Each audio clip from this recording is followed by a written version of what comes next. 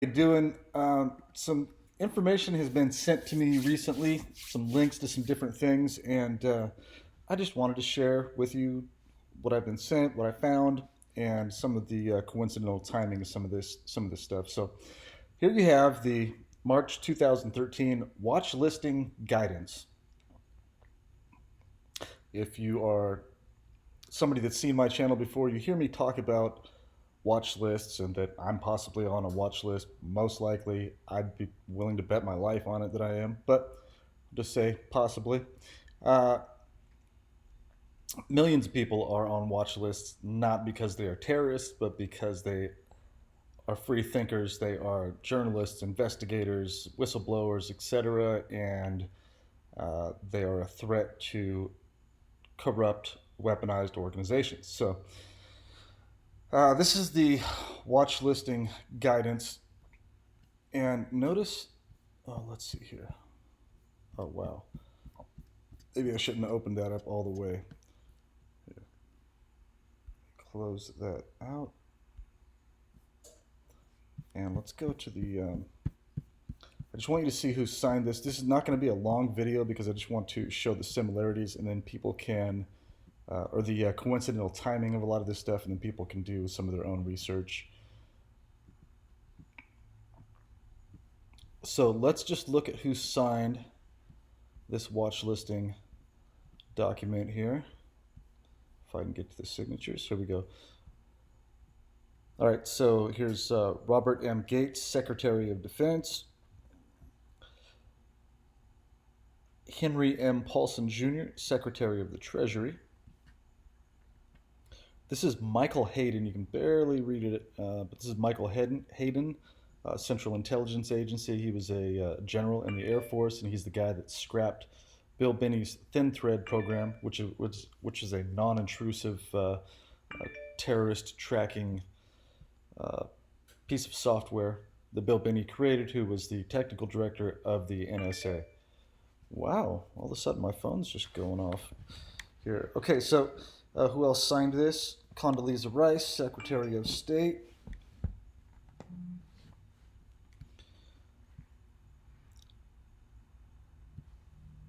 Michael Chertoff, Secretary of Homeland Security.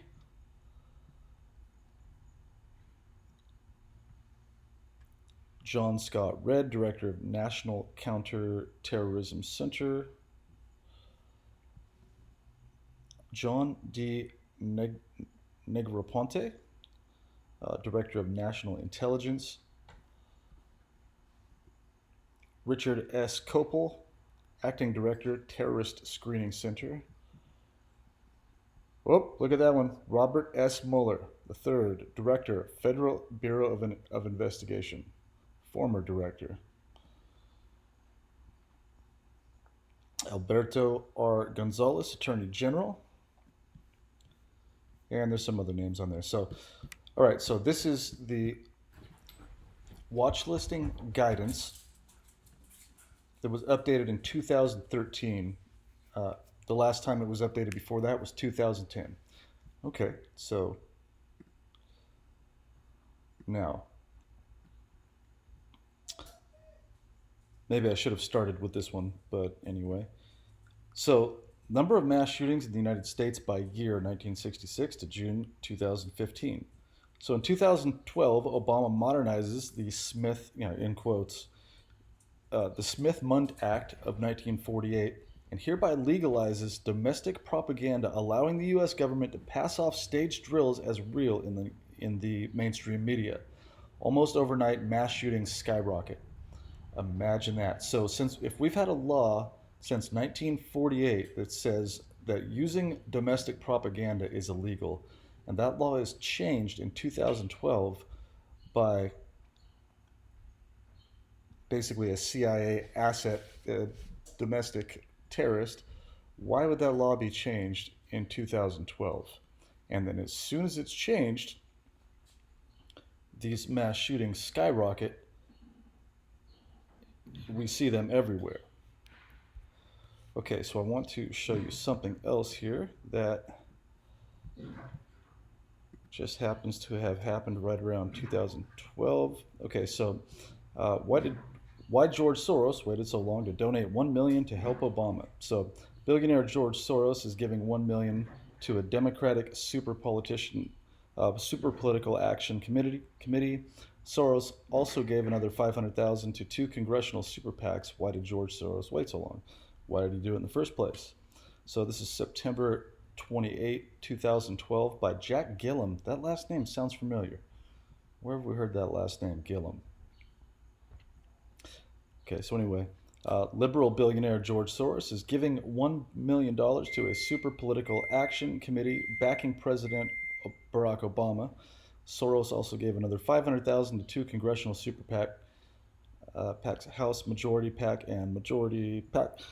Soros' contribution to the Super PAC Priorities USA action comes as the group raised a record $10 million last month. It has launched television ads highly critical of Republican challenger Mitt Romney. Uh,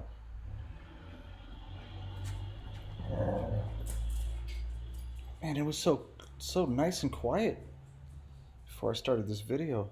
It got chaotic all of a sudden. Okay, so Soros gives Obama $1 million.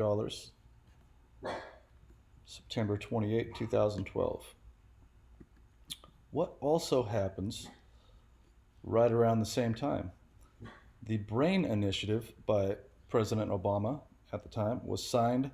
The White House BRAIN Initiative is a collaborative public-private research initiative announced by the Obama administration on April 2nd, 2013, with the goal of supporting the development and application of innovative technologies that can create dynamic understanding of brain function.